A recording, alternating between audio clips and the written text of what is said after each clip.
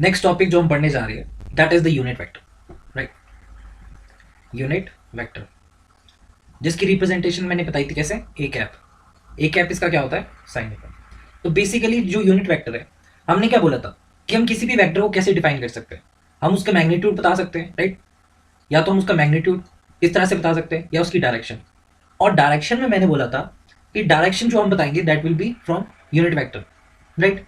हम किसी भी वेक्टर को मैग्नीट्यूड या उसकी डायरेक्शन से रिप्रेजेंट कर सकते हैं, और जो डायरेक्शन है वो हम यूनिट वेक्टर से बताएंगे, राइट। तो हम क्या लिख सकते हैं, इसको अगर हमें वर्ड्स में लिखना पड़े तो हम कैसे लिखेंगे, यूनिट वेक्टर। इस यूनिट वेक्टर के बारे में हम लिख रहे हैं अभी, हैविंग मैग्नीट्यूड यूनिटी। क्या लिखा मैंने, unit vector having magnitude unity and are use किस लिए होता है, use to represent the direction, तो क्या लिखा है यहां पे, यहां पे लिखा है, यहां पे हमने क्या लिखा है, unit vector having a magnitude unity and they are used to represent the direction. Direction को रिप्रेजेंट करता है। तो ये है हमारे three coordinates, right. This is x, y and this is z, right. ये पॉजिटिव, ये भी पॉजिटिव है, और y इज ऑल्सो पॉजिटिव, और इसके ऑपोजिट क्या हो जाएंगे, नेगेटिव, माइनस जेड, राइट। आपकी कॉपी से बात। अब हम बात करना चाह रहे हैं, फॉर एग्जाम्पल मैंने अभी क्या बोला कि यूनिट वेक्टर क्या है, जिनकी जो मैग्नीट्यूड है दैट इज यूनिटी।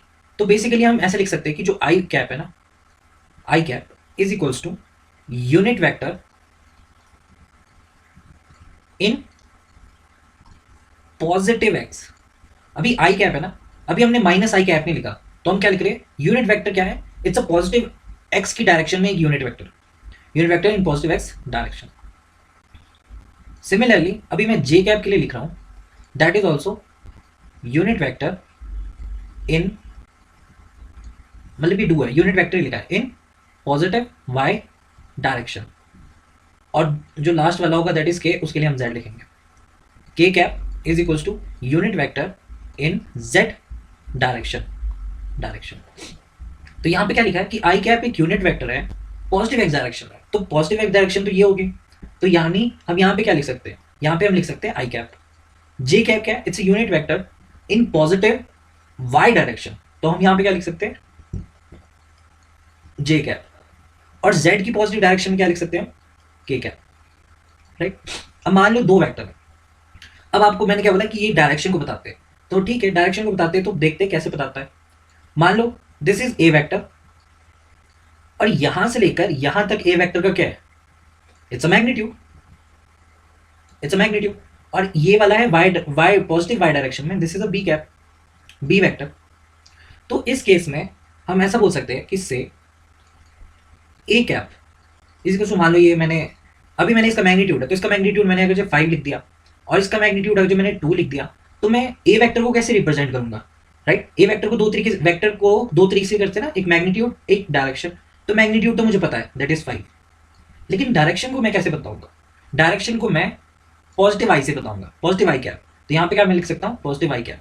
और मैं अगर बी वेक्टर को बताना चाहूँ तो मैं कैसे बताऊंगा, सिमिलरली उसी का मैग्नीट्यूड, उसका जो भी मैग्नीट्यूड है दैट इज 2, एंड कौन सी डायरेक्शन में, it's positive y direction, which can be represented by j. This is, इसको साथ में लिख दो, जे कैप, इसको जे कैप। तो इस तरह से हम यूनिट वेक्टर का इस्तेमाल करते हैं, हमें डायरेक्शन को बताने के लिए इन सब का इस्तेमाल करते हैं, ताकि हमें क्या पता लग जाए। और बेसिकली क्या है कि इनका यूज करने का हमें फायदा क्या है, फॉर एग्जाम्पल ये 5 मैग्नीट्यूड था, इसका मैग्नीट्यूड नहीं चेंज हुआ, लेकिन इसकी डायरेक्शन भी पता लगी। तो इनका खुद का मैग्नीट्यूड क्या है, दैट इज यूनिटी, यूनिटी माने 1। तो ये दूसरे के वेक्टर को उसका मैग्नीट्यूड नहीं चेंज करने देते, ठीक है, इसका मैग्नीट्यूड नहीं चेंज करते, इसलिए हम इसको यूज करते हैं I cap and J cap, right. समझ आ गया, आई जे के। और अगर हम नेगेटिव में लिखे तो हम यहाँ पे आई लिखा है, यहाँ पे आई कैप लिखा है, तो यहाँ पे हम क्या लिखेंगे, माइनस आई कैप, और इसका opposite minus J cap and minus के कैप, राइट। अब आप इसके साथ और भी लिख सकते हैं कि माइनस आई क्या होता है, unit vector in negative direction, minus J cap क्या लिख सकते हैं, unit vector in positive y direction, या नेगेटिव वाई डायरेक्शन, एंड के कैप माइनस के cap can be written as unit vector in negative z direction, right. तो आप लिख सकते हैं ना इतना, तो पर आपको यूनिट वेक्टर के बारे में बताना था, विच इज जो कि मैंने छोड़ दिया था पहले। अब जो नेक्स्ट हमें पढ़ना है ना, that is the addition of vector, या फिर एडिंग ऑफ वेक्टर्स। तो हमें वेक्टर को ऐड कैसे करना है, कैसे करेंगे हम वेक्टर को ऐड? तो हमारे पास टू मेथड है, एक तो ग्राफिकल और दूसरा है एनालिटिकल।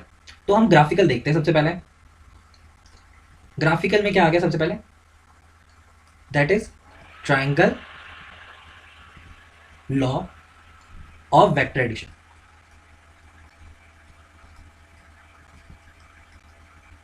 तो बच्चे, it is very very important, important है but very very, triangular law of vector addition is important. It's a graphical representation. हम ये ग्राफिकल मेथड है, ठीक है। तो बेसिकली हमें को triangular law of vector addition क्या बोलता है कि triangular law of vector this, इस लॉ के तहत, इसको हम वर्ड्स में लिखते हैं according to this law, according to this law. अभी देख लो, फिर मैं एग्जांपल से आपको समझाऊंगा इसे, ठीक है। इसे वर्ड्स में कैसे लिखते हैं वो लिख लेते हैं पहले। According to this law, in adding, in addition of the vector, in addition of the vectors, the head of one vector, of one vector is joint, is joint, is joint with the tail of other vector। तो basically इसमें आपने देखा, आपने क्या देखा इधर, क्या लिखा इधर, अकॉर्डिंग टू दिस लॉ, इस लॉ के तहत किसी भी वेक्टर को ऐड कर रहे हैं ना, तो हमें उसके जो हेड है उसके दूसरे के टेल से कनेक्ट करना है। यानी यहाँ का जो मेन वर्ड हो गया that is head to tail, right. ये मेन वर्ड हो गया ना इसका कि हेड टू टेल लिखा है। दूसरा, इसका दूसरा पॉइंट क्या है, मान लो ये फर्स्ट पॉइंट है, तो दूसरा पॉइंट क्या हो जाएगा, the net addition of the vector, of the vectors is also known as resultant vector, right। और इसको रिप्रेजेंट कैसे करते हैं, आर वेक्टर्स। बेसिकली जो रिजल्टेंट वर्ड है ना, ये मैंने शायद पहले ही बता दिया, ये सिर्फ और सिर्फ एडिशन के लिए इस्तेमाल होता है, ठीक है। दूसरा पॉइंट क्या है, the net addition of the vector is also known as the resultant vector. अब इसके लिए ये जो दो लाइन है ना, ये जो दो पॉइंट्स है, इनको समझने के लिए हम क्या करते हैं, एक एग्जांपल लेते हैं। तो यहां पे लिखते हैं consider the following example, consider following example.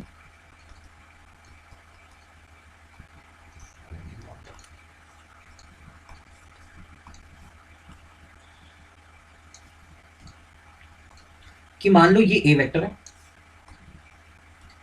और ये बी वेक्टर है, राइट, और एक है C vector, this are the vector.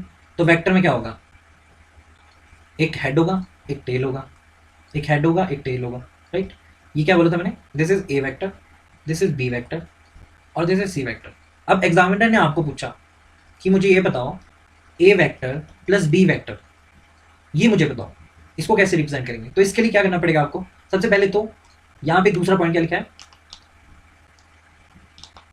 कि the net addition of the vector, the net addition of the vector is also known as the resultant vector. तो इसको हम रिप्रेजेंट कैसे कर सकते हैं, we can write this is r vector, ये क्या हो जाएगा, इट्स अ रिजल्टेंट।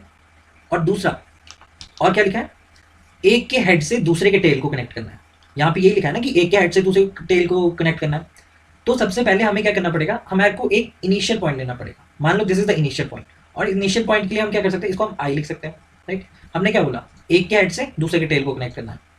तो हम ए पॉइंट, ए जो वेक्टर है हम यहाँ से ले रहे हैं, तो this is the A vector. और फिर अब हम बी वेक्टर लेंगे, इसी से कनेक्टेड है ना, this is the b vector, same the magnitude same the direction. हमें पता है ना हम शिफ्ट कर सकते हैं वेक्टर्स को, बशर्ते ये कि उसका जो मैग्नीट्यूड है वो सेम रहना चाहिए और उसका जो डायरेक्शन है वो भी सेम रहना चाहिए। तो हमने चेंज की क्या, ए का वैसे ही रखा, बी को भी वैसे ही रखा, पर जो पॉइंट है दैट इज हेड, ये इसका हेड है, हेड टू टेल, राइट। तो यहाँ पे क्या है, this is A vector and this is B vector. तो इसका जो रिजल्टेंट होगा ना, net addition of this vector will be like this, ये कनेक्टेड है ना, इसमें आपको दिखे ना, पर ये कनेक्टेड है, दीज आर कनेक्टेड।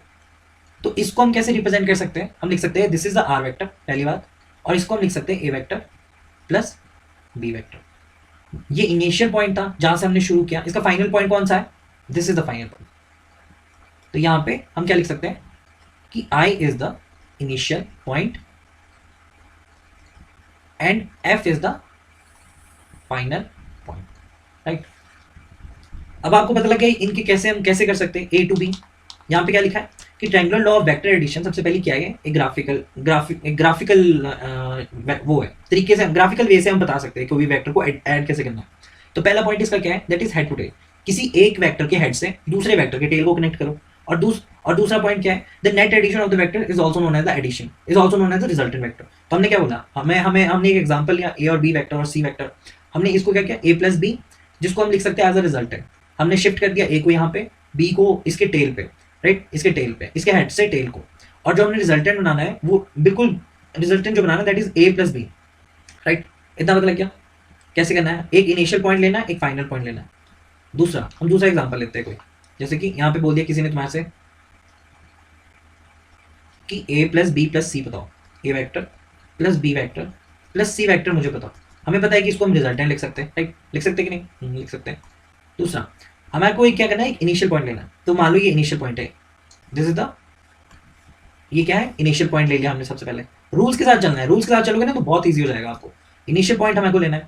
दूसरा, ए वेक्टर ऐसा है, बी वेक्टर क्या है, हमें सिर्फ इसके हेड से, इसके जो हेड है उसके टेल से कनेक्ट करना है। तो बी वेक्टर कैसा है, ये होगा हमारा बी वेक्टर, राइट, ये होगा हमारा बी वेक्टर। और सी वेक्टर कैसा है, बिल्कुल सीधा, सो ये हो गया सी वेक्टर। तो हमने पहला पॉइंट क्या था, दैट इज ए के हेड से, ए के हेड से, ये ए वेक्टर है तो ये इसका हेड हो गया। हमने इसके हेड से बी के टेल को कनेक्ट किया और सी के टेल से, ये जो सी का टेल है, बी के हेड को कनेक्ट किया। This is c vector, this is B vector and this is A vector. और इसका जो रिजल्टेंट है वो क्या होगा, इसका रिजल्टेंट हम यहाँ पे बना सकते हैं। ये इसका रिजल्टेंट हो गया सी वेक्टर को कनेक्ट करते हुए, राइट, ये इसका रिजल्टेंट वेक्टर हो गया। और दिस रिजल्टेंट वेक्टर, ये जो रिजल्टेंट वेक्टर है इसको हम यहाँ पे क्या लिख सकते हैं, एफ, राइट। और इनिशियल पॉइंट इज हम आई से लिख सकते हैं और फाइनल पॉइंट हम एफ से लिख सकते हैं। तो ये क्या हो जाएगा, इसका resultant, that is A vector plus B vector plus C vector.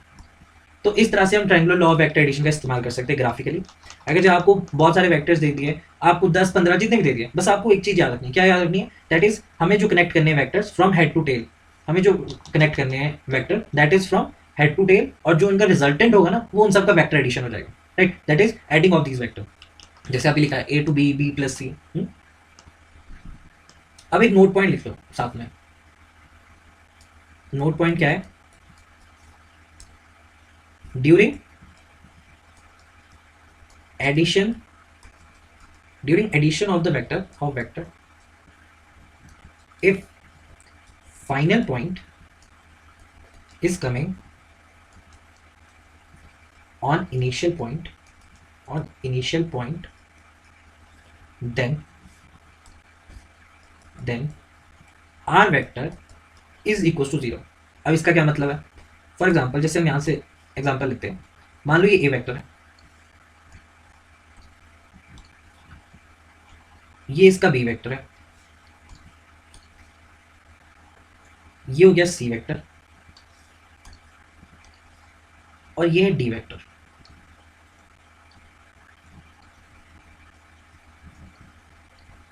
A vector, B vector, C vector, D vector. हमने इनिशियल पॉइंट लेना था ना, सो ये क्या हो जाएगा, इनिशियल पॉइंट, हमने ये इनिशियल पॉइंट ले लिया। फिर हम गए ए वेक्टर, फिर बी वेक्टर, सी vector, D vector. Initial point के साथ साथ ये फाइनल पॉइंट भी हो गया।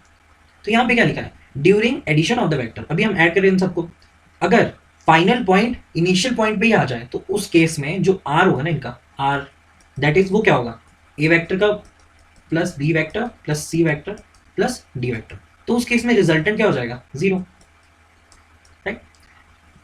तो ये है एक short note.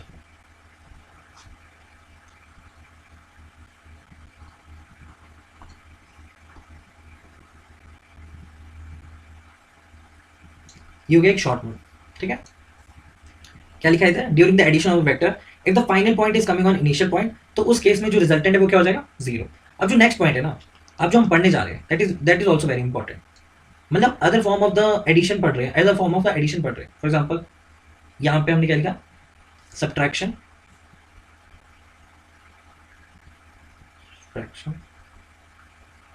Of a vector, मतलब अदर फॉर्म ऑफ एडिशन ही बोलते हैं इसको, सब्ट्रैक्शन। ठीक है, और हमें क्या बोला कि ये आपके पास ए वेक्टर है और ये आपके पास बी वेक्टर है। हमें फाइंड क्या करना है, हमें फाइंड करना है A vector minus B vector find out करना है। तो हमने बोला ए वेक्टर जो है हमें दे रखा, कौन सा दे रखा है, ये हमें ए वेक्टर दे दिया और हमें दे दिया बी वेक्टर, राइट। ये दे दिया हमें बी वेक्टर, ये दे दिया हमें बी वेक्टर, ये दे दिया ए वेक्टर, ये दे दिया B vector. This is A vector और बी वेक्टर, राइट। हमें फाइंड आउट करना है A vector minus B vector, that is equal to C vector. बस ध्यान क्या रखना है, जो हम रिजल्टेंट का इस्तेमाल करते हैं ना, वो सिर्फ एडिशन के लिए करते हैं, सब्ट्रैक्शन के लिए यूज नहीं करते। तो यहाँ पे कभी भी आर वेक्टर हो लिखना, राइट। तो हमने क्या लिखा, सी वेक्टर। हम कैसे लिख सकते हैं इस टर्म को, हम कैसे और मॉडिफाई कर सकते हैं, हम लिख सकते हैं ए vector plus minus B vector. लिख सकते हैं कि नहीं, बिल्कुल लिख सकते हैं ऐसा, रहेगा तो वो सी वेक्टर ही। तो जो बी वेक्टर है वो माइनस डायरेक्शन में, तो हम ऐसा कर सकते हैं, हम इसको ऑपोजिट डायरेक्शन में ड्रॉ कर देते हैं, सेम द मैग्नीट्यूड। इसको हमने ऑपोजिट डायरेक्शन में, तो ये क्या हो गया बी वेक्टर, लेकिन माइनस में। लिख सकते हैं कि नहीं। तो हम इसको अगर जो हम triangle law of vector addition से करना चाहे तो हम क्या करेंगे, हम एक इनिशियल पॉइंट लेंगे, मान लो this is the initial point, ये इसका इनिशियल पॉइंट है, this is A vector. A vector तो सेम ही है ना बिल्कुल, और बी वेक्टर क्या हो गया ऑपोजिट डायरेक्शन में, तो ये हो जाएगा हमारा B vector minus B vector. तो जो इनका ये वाला होगा that will also a C vector, ये क्या हो जाएगा C vector, that is equal to A vector plus minus B vector. तो हमने ये फाइंड आउट कर दिया ए माइनस बी वेक्टर, ठीक है। इसको क्या लिख सकते हैं, ए माइनस बी वेक्टर, राइट। तो बस यही था इसमें, जो हमने सब्ट्रैक्शन वाला भी करना था पार्ट कवर।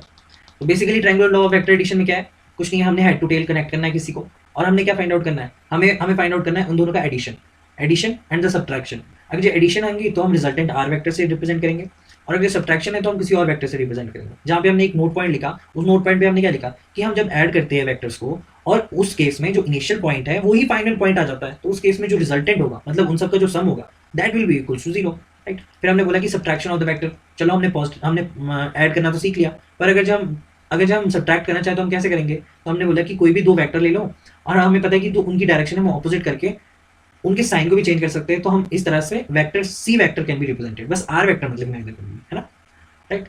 और दूसरा जो है वो एनालिटिकल मेथड है। दूसरा क्या है, that is the parallelogram law of vector addition. दूसरा is parallelogram law of vector addition, parallelogram of law of vector addition,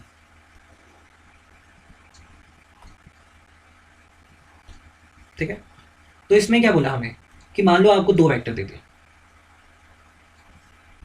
मान लो आपको दो वेक्टर दे दिए, दिस इज वेक्टर ए और दूसरा वेक्टर दे दिया आपको, दैट इज वेक्टर बी, ठीक है। आपको दो वेक्टर दे दिए, A vector, this is A vector, this is B vector, right. और दोनों क्या है डाइवर्जिंग। अब मुझे थीटा बताओ, थीटा क्या होता है, it's a minimum angle between the vectors, either converging या फिर वो डाइवर्जिंग हो अंदरली साइड को, तो कन्वर्जिंग है, ठीक है। तो इन दोनों की जो मिनिमम एंगल है वो ये क्या हो जाएगा, दिस विल बी थीटा। तो parallelogram of law of vector addition में क्या है, हमें एक पैरेललोग्राम बनाना है। तो हमने क्या बोला, अच्छा पैरेललोग्राम बनाना है तो हम बना देते हैं।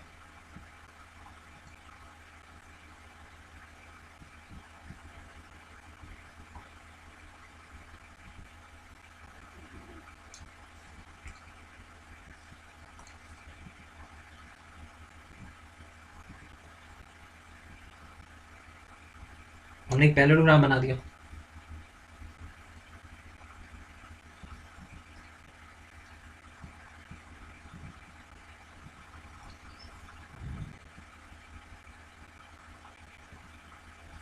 राइट। अब हमने पैरेललोग्राम बना दिया, हमने एक परपेंडिकुलर खींच दिया यहाँ से,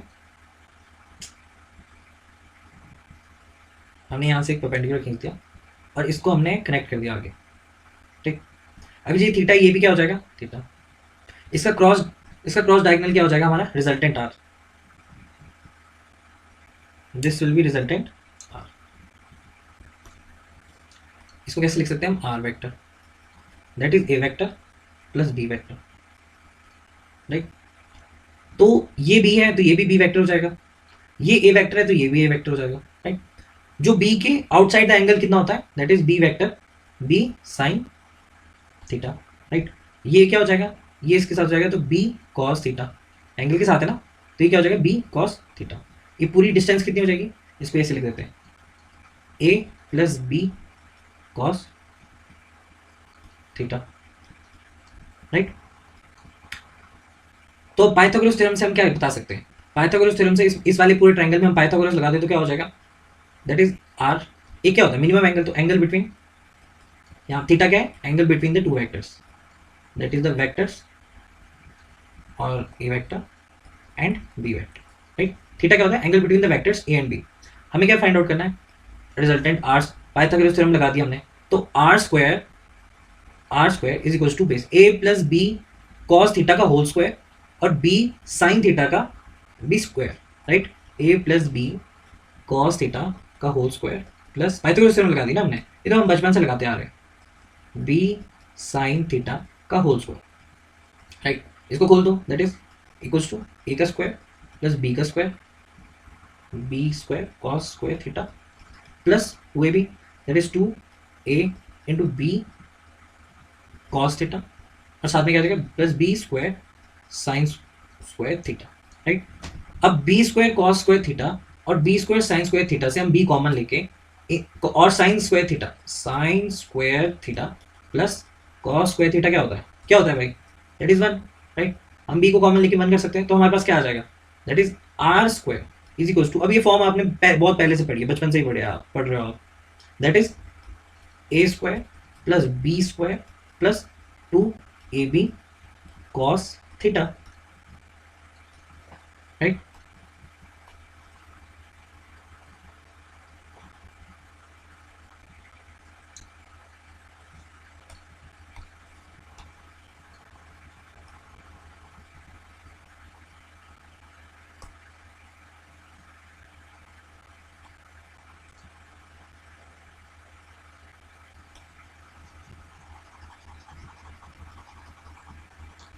तो parallelogram law of vector addition में हमें क्या मिल गया, रिजल्टेंट, और रिजल्टेंट का जो मैग्नीट्यूड है वो क्या है, R square theta A square plus B square plus two A B cos theta, ठीक है। ये तो हम बहुत पहले से पढ़ते आ रहे हैं।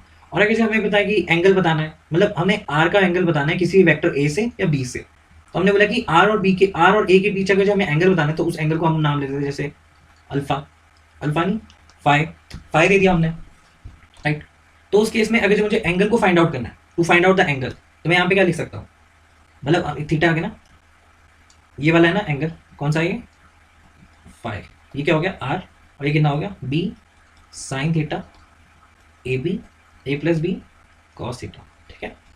तो हमें हमें क्या बताना है, फाइव बताना है, तो टेन फाइव क्या हो जाएगा, B sine theta upon A plus B cos theta, तो फाइव क्या हो जाएगा, that will be equals to tan inverse B sine theta divided by A plus B cos theta, right. अगर ये थीटा की वैल्यू जीरो हो जाए तो इस केस में अगर ये थीटा की वैल्यू जीरो होगी तो फिर उस टाइम पे आर स्क्वायर क्या हो जाएगा, if theta is equals to zero, तो आर स्क्वायर क्या हो जाएगा, R square will be equals to under root of A square plus B square, हो जाएगा कि नहीं, प्लस टू ए बी। और अगर ये थीटा 90 हो जाए तो उस केस में आर स्क्वायर क्या हो जाएगा, आर स्क्वायर नहीं, R will be equals to under root of A square plus B square, यानी किसी दो वेक्टर में जो एंगल है वो कितना है 90, ठीक है। दो वेक्टर में एंगल कितना है 90, for example this is I, अगर ये जे है और ये आई है तो इन दोनों के बीच में एंगल कितना है 90, तो उस केस में इन दोनों का जो रिजल्टेंट का मैग्नीट्यूड होगा वो क्या होगा ए स्क्वायर प्लस बी स्क्वायर, और मान लो आई और आई कैप की बात कर ली, आई और आई कैप की, तो ये क्या हो जाएगा, ये हो जाएगा क्या, ये इसका मैग्नीट्यूड फिर ऐसा आ जाएगा, राइट। तो अभी इस केस में हमने पढ़ा parallelogram law of vector addition, right.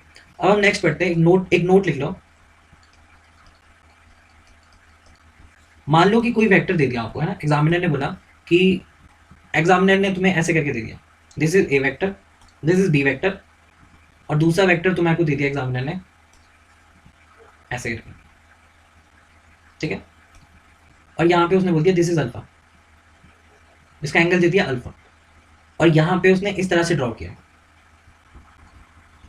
This is vector B and ये वेक्टर ए, और तुम्हारे को बोला फाइंड आउट करो इसका मैग्नीट्यूड, आर बताओ मुझे, आर बताओ। तो आप लोग क्या सोचोगे, यहाँ से रिजल्टेंट क्रॉस डायगोनल बना के कर लेंगे? नहीं, जो थीटा है ना वो याद रखने वाली चीज है, वो मिनिमम एंगल है बिटवीन द टू वेक्टर्स, ठीक है, ए और बी, इन दोनों के बीच का मिनिमम एंगल है, आइदर कन्वर्जिंग और डाइवर्जिंग। यहाँ पे क्या दिख रहा है आपको कि ये तो है क्या कन्वर्जिंग और ये है डाइवर्जिंग, तो ऐसा तो हो नहीं सकता।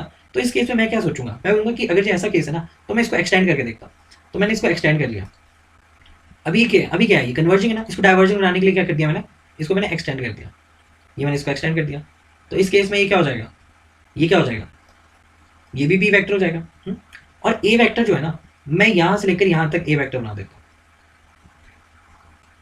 राइट, और ये यहां को, और इस पूरे केस में ये क्या हो जाएगा, इस केस में ये नहीं हो जाएगा आर, इस केस में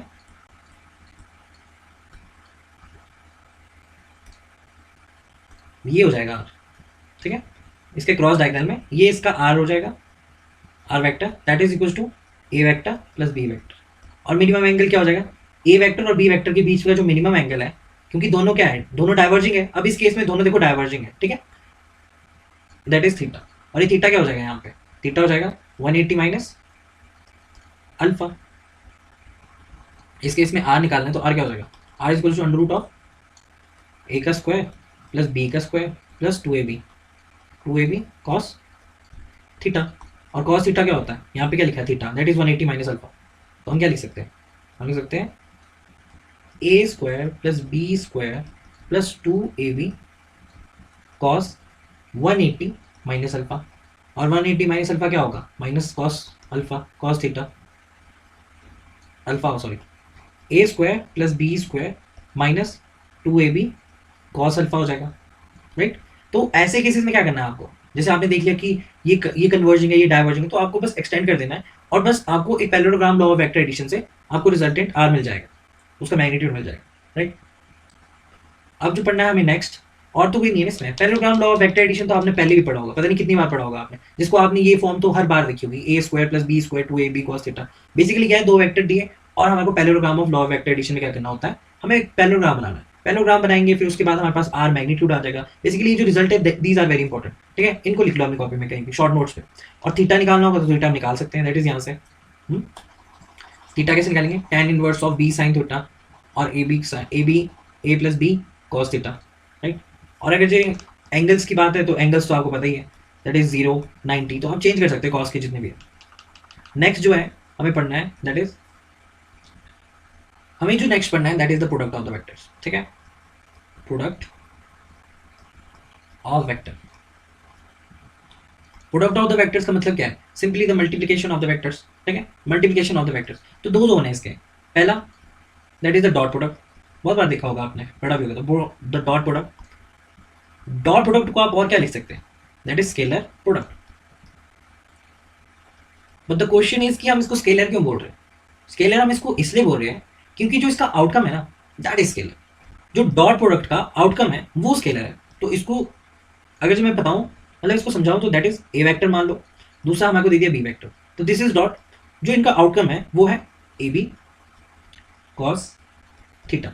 अब इस पूरी इक्वेशन में ये जो पूरी है इसमें आप देखो यहाँ पे डायरेक्शन है, देयर इज नो डायरेक्शन, तो यहाँ पे क्या है, देयर इज नो डायरेक्शन, जिसकी वजह से हम क्या बोल सकते हैं, इट्स अ स्केलर प्रोडक्ट। ये डॉट प्रोडक्ट है, दैट इज इसका जो आउटकम है, यहाँ पे लिख सकते हैं कि इट्स आउटकम, आउटकम माने रिजल्ट इज स्केलर, माने नो डायरेक्शन। यहाँ पे थीटा है, अब थीटा मुझे बताओ क्या है, थीटा क्या है, इट्स अ मिनिमम एंगल, वो वाला ना, तो यहाँ पे क्या लिख सकते हैं, angle between A vector and B vector. अब इस केस में थीटा की वैल्यू कुछ भी हो सकती है, फॉर एग्जांपल थीटा की वैल्यू 0 है, या थीटा की वैल्यू 90 है या थीटा की वैल्यू 180 है, राइट? तो ए डॉट बी क्या हो जाएगा उस केस में? ए डॉट बी हो जाएगा ए बी, ठीक है? इस केस में क्या हो जाएगा? A B. 90 में क्या हो जाएगा? 0। ए डॉट बी क्या हो जाएगा? That is equal to 0। और 180 में क्या हो जाएगा? Minus, that is equal to minus A dot B, right? तो दीज आर द एंगल जहां पे हम आपको इसका इस्तेमाल यहाँ पे करेंगे। हमें एंगल पता लग गया, हमें डॉट प्रोडक्ट पता लग गया, इसका इस्तेमाल करना पता लग गया, राइट? अब यूनिट वेक्टर में लगा के देखते हैं, इसी में डॉट प्रोडक्ट में आगे यूनिट वेक्टर में लगा के देखते हैं।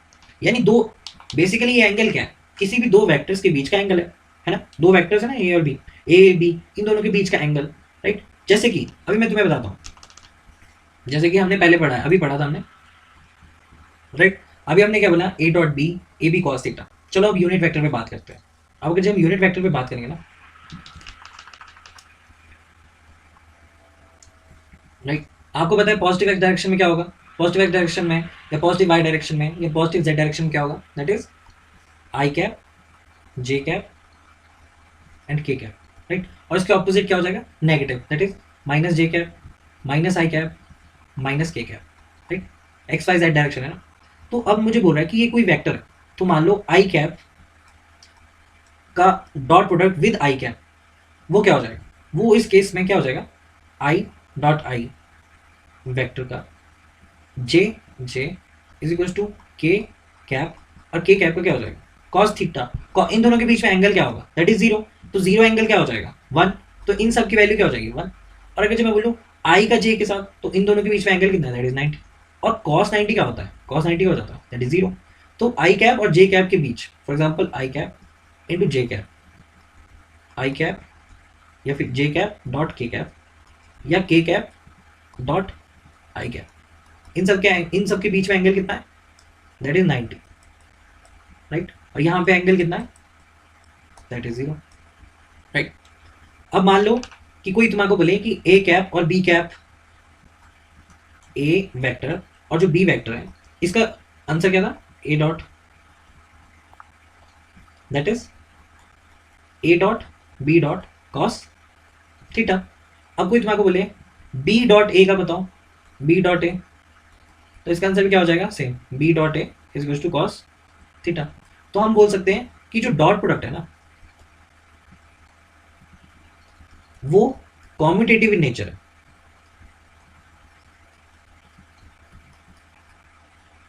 मतलब कि आप ए डॉट बी करो या बी डॉट ए करो, आंसर आना आपके पास सेम ही है। इसलिए बोला कि dot product is commutative in nature, in nature, ठीक है? लिख सकते हैं। अब डॉट प्रोडक्ट पढ़ लिया, प्रोडक्ट ऑफ द वेक्टर्स में डॉट प्रोडक्ट पढ़ लिया कि ए डॉट बी का आंसर क्या होगा? A B cos theta. और इन दोनों के बीच का एंगल अगर 90 डिग्री 180, तो आप ऐसे करके लिख सकते हैं। और यूनिट वेक्टर्स के यहाँ पे लिख दिए। यूनिट वेक्टर्स में आपको आई कैप अगर जो एक साथ ही करने तो 1 आ जाएंगे। बेसिकली एंगल देखने हैं हमारे को इनके बीच, राइट? नेक्स्ट जो हम पढ़ने जा रहे हैं that is cross product, very important, cross product. अच्छा, इसका एक और यहाँ पे वो रख लो कि हम यूज कहाँ करेंगे डॉट प्रोडक्ट को? डॉट प्रोडक्ट को हम यूज करेंगे ताकि हम जो फोर्स का वर्क डन है ना, फोर्स का work done in engineering mechanics, हम उसको फाइंड आउट करेंगे। तो इसको वर्ड्स में कैसे लिख सकते हैं? इसका यूज क्या है? To calculate work done by a force, by force in engineering mechanics, ठीक है? इसका इस्तेमाल हम इसलिए करेंगे to calculate the work done by the force in engineering mechanics. Now the next is cross product. आपको लग रहा होगा कि बोरिंग से है, पर ये ना बेस है आपके, ठीक है? इसमें सब कुछ मैथमेटिकल ही है, इसमें समझाने वाली बात ही नहीं है। ये आपने पहले से ही पढ़े, बचपन से पढ़ते आ रहे हो आप, parallelogram of law of vector addition, subtraction, किस चीज को सब्ट्रैक्ट करना है तो उससे कैसे सब्ट्रैक्ट करते हैं, ग्राफिकल रिप्रेजेंटेशन में सिर्फ ग्राफ से ड्रॉ करके बता सकते हैं, इसलिए आपको बोरिंग से लग रहे होंगे, ठीक है? पर हम जब आगे इनका ये इस्तेमाल करेंगे ना, तब जो चीज़ें वो इंटरेस्टिंग होने लग जाएगी। इंजीनियरिंग मैकेनिक्स स्टार्टिंग में थोड़ी बोरिंग लगती है, पर बाद में फिर इंटरेस्टिंग हो जाती है। जैसे कि अभी छोटी छोटी चीज़ें कर रहे हैं कि डॉट प्रोडक्ट क्या है, क्रॉस प्रोडक्ट क्या है, तो इनको बस सुन लो, फिर बाद में आप इसका इस्तेमाल करना। क्रॉस प्रोडक्ट बेसिकली ये क्या होता है? It's a vector product. ये वेक्टर प्रोडक्ट क्यों बोला? इसलिए बोला क्योंकि इसमें डायरेक्शन भी आएगी, ठीक? It's outcome is vector, it's outcome is vector. इसका मतलब क्या है? इसका मतलब ये है कि वेक्टर है, वेक्टर क्या होता है? Magnitude and direction. तो इसके जो आउटकम होगा, जो इसका रिजल्ट होगा या इसका सॉल्यूशन होगा, उस सॉल्यूशन में मैग्नीट्यूड भी रहेगा और उसमें डायरेक्शन भी रहेगी। अब जैसे मैंने बोल दिया दो वेक्टर है, A vector cross B vector, तो आप इसको, इसका आउटकम क्या होगा, इसका आउटकम होगा A B sine theta into N क्या, राइट, जहां पे थीटा क्या है सभी को पता होगा। अब तो angle between vector A vector and B vector, right. यहां पे ए बी साइन थीटा क्या है, इट्स अ मैग्नीट्यूड, और एन कैप क्या है, इट्स अ यूनिट वेक्टर। तो यहां पे ए बी क्या है, ये है मैग्नीट्यूड, ठीक है, ये क्या है यूनिट वेक्टर, राइट। यहां पे क्या लिख सकते हैं, वेयर एन कैप क्या है, ये एक यूनिट वेक्टर। अच्छा, एन कैप की डायरेक्शन भी पता नहीं आपको, ये एक यूनिट वेक्टर है ना, मैं बताता हूं, it's a unit vector in the direction perpendicular to the plane containing a vector cross b vector, ठीक है। क्या लिखा है यहाँ पे, जो n वेक्टर है ना वो एक यूनिट वेक्टर है जो कि डायरेक्शन है perpendicular to plane containing A B. अब मान लो कोई वेक्टर है, कोई दो वेक्टर है आपके पास, ठीक है, मान लो ये वेक्टर है आपके पास, दो वेक्टर, आपके पास दो वेक्टर, ये ए वेक्टर है, राइट, और this is B vector.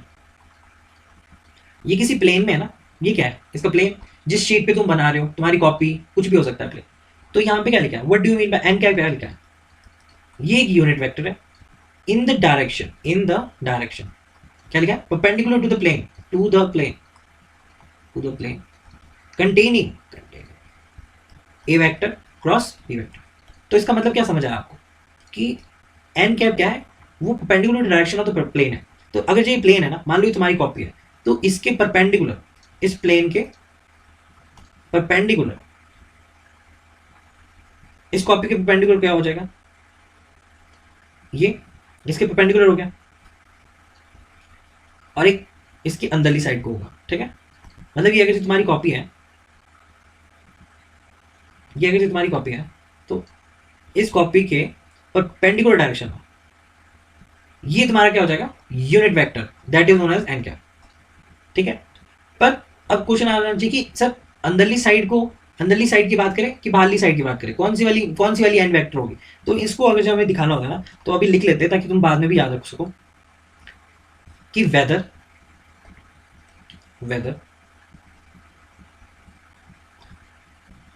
It is inside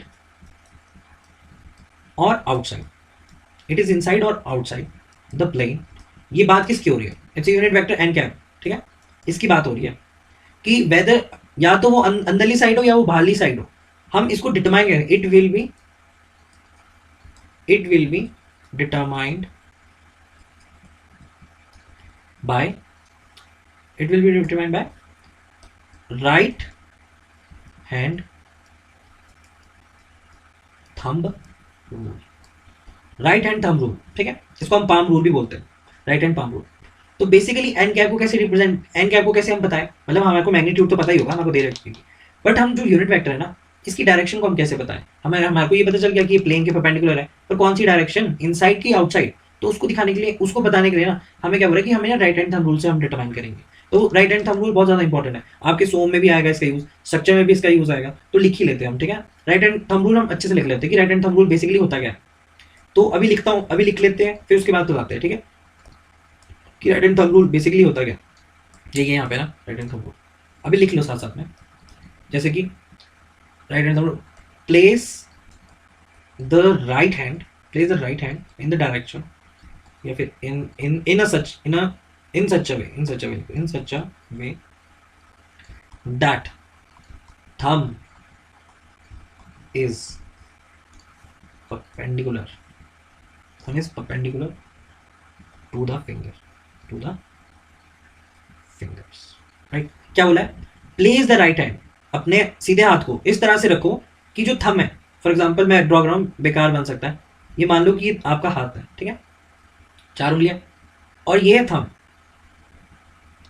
तो इसने बोला कि अपने राइट हैंड को इस तरह से रखो कि जो आपका राइट हैंड है ना, उसकी जो उंगलियां हैं उसके परपेंडिकुलर हो आपका थंब, उसके परपेंडिकुलर हो आपका थंब, ठीक है। परपेंडिकुलर डायरेक्शन में इस तरह से रखो, राइट हैंड थंब रूल को अगर करना है तो इस तरह से इस्तेमाल करो कि परपेंडिकुलर रखो आप अपने हाथ को, राइट हैंड को। दूसरा पॉइंट कि अब क्या करना है, ऐसा करने के बाद अब क्या करें हम, उसके बाद क्या, now rotate, now rotate the fingers, now rotate the fingers in sense of rotation, in sense of rotation माने A cross B is equals to rotate A vector towards B vector, माने और B vector cross A vector rotate B vector towards A vector, then the direction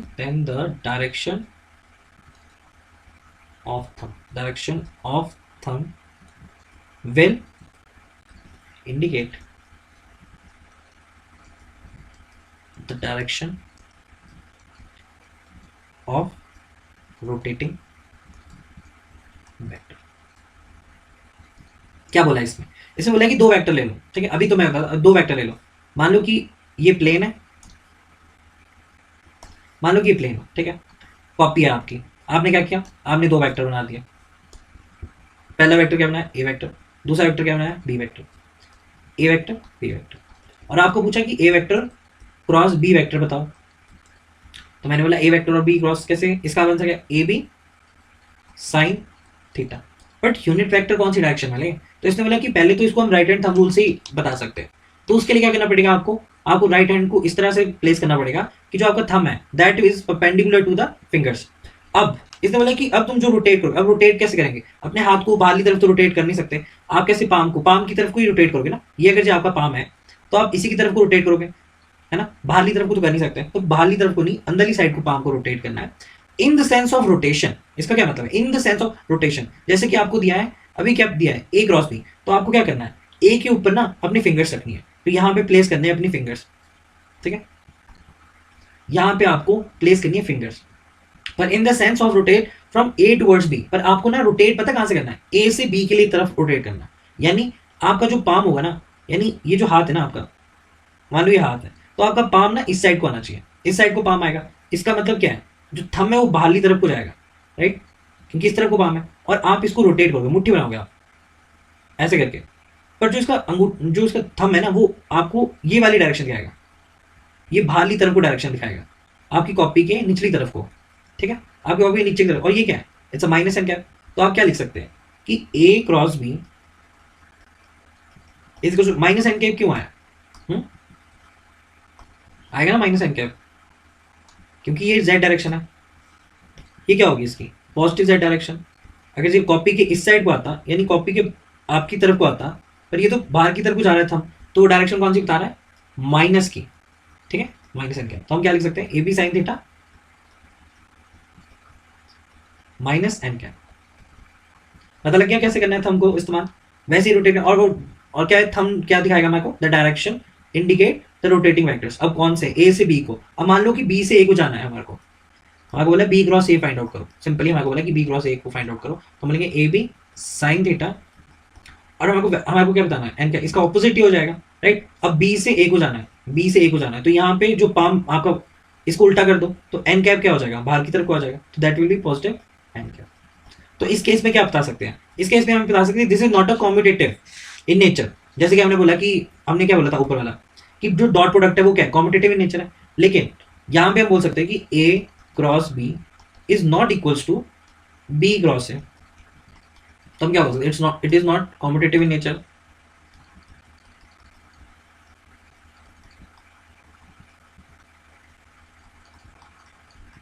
in nature, right, बोल सकते कि नहीं ऐसा। तो हमने क्या पढ़ा, राइट हैंड थंब रूल, अभी ये सोमो स्ट्रक्चर में भी काम आएगा आपके, ठीक है। हमने क्रॉस प्रोडक्ट पढ़ लिया कि ए डॉट बी, ये इसका क्या है, it's an outcome, A cross B आपका क्या है, आउटकम है, जिसमें एन क्या है, इट्स अ यूनिट वेक्टर। और जहां पे angle between that A vector, N क्या है, it's unit vector in the direction pointing to the containing A dot B, ठीक है। अब इसका जो फिजिकल सिग्निफिकेंस है, इसका जो फिजिकल सिग्निफिकेंस है वो नीला हो गया, पर कोई बात नहीं, आप पॉज करके पहले वाले देख लेना, है ना। इसका फिजिकल सिग्निफिकेंस क्या है, इसका फिजिकल सिग्निफिकेंस क्या है, और the physical significance of cross product is rotation, ठीक है। तो any quantity of rotation, any quantity of rotation is defined by cross product, right. For example जैसे कि हम टॉर्क की बात करें, टॉर्क अभी हम पढ़ने वाले हैं, देखो टॉर्क, सेकंड एंगुलर एक्सेलरेशन या वेलोसिटी, एंगुलर वेलोसिटी या angular momentum, momentum, third moment जैसे कि बेंडिंग या ट्विस्टिंग। ये आपके अंडरस्टैंडिंग के लिए लिखा है कि इसका फिजिकल सिग्निफिकेंस क्या है, कि हम ना कहीं भी रोटेशन की बात करेंगे तो क्रॉस प्रोडक्ट का इस्तेमाल करेंगे, ठीक है। अब हम जो नेक्स्ट पढ़ने जा रहे हैं ना, दैट इज टॉर्क।